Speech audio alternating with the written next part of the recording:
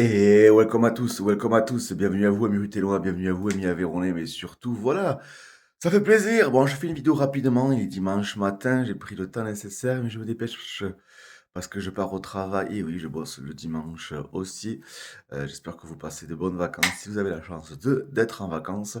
Mais voilà, hier ça a bien bossé puisque dans un stade plein garni, Rodez a gagné 3-1. D'ailleurs, j'avais pronostiqué 3-1, hein, donc comme quoi j'aurais dû parier, mais chaque fois que j'essaye faut que je parie plus, c'est pas bien. Faut faire attention, voilà. Mais non, le plus important, c'est la victoire de Rodez et surtout, voilà, Corentin Isaachou, qui a été fort, qui a signé son premier contrat pro cette année, qui est un jeune du club.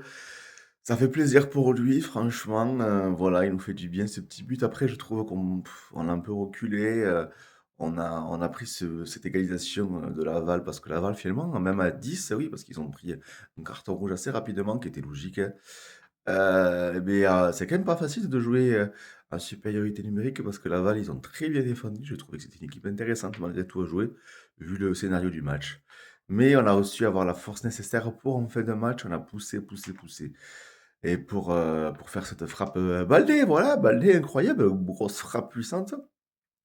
Et puis on finit en fait le 3-1 après, même si on peut dire que le score est un petit peu sévère parce que Laval franchement ils ont montré ils ont montré des choses intéressantes. Mais voilà, nous en tout cas, on commence, ça fait longtemps qu'on n'avait pas gagné un premier match, de championnat, donc on reste invaincu, par rapport à la saison dernière. Mais bon, pour moi ça reste, anecdotique parce que, c'est une nouvelle saison, une nouvelle aventure avec des nouveaux joueurs et une nouvelle, ouais, des nouvelles équipes en face. Mais bon, c'est comme ça.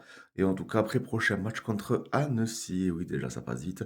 Surtout qu'on va, je crois que si j'ai bien regardé le calendrier, on va avoir deux déplacements Annecy-Nantes, après on reçoit Pau. Donc voilà, le mois d'août, c'est jamais facile, surtout pour les organismes avec les chaleurs et tout.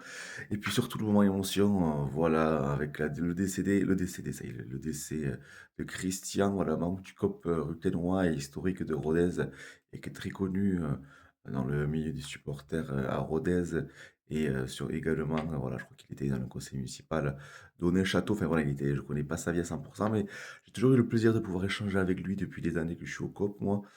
Et je le croisais, voilà, j'étais pas un proche, mais vraiment, je sais que le COP, voilà, on était là.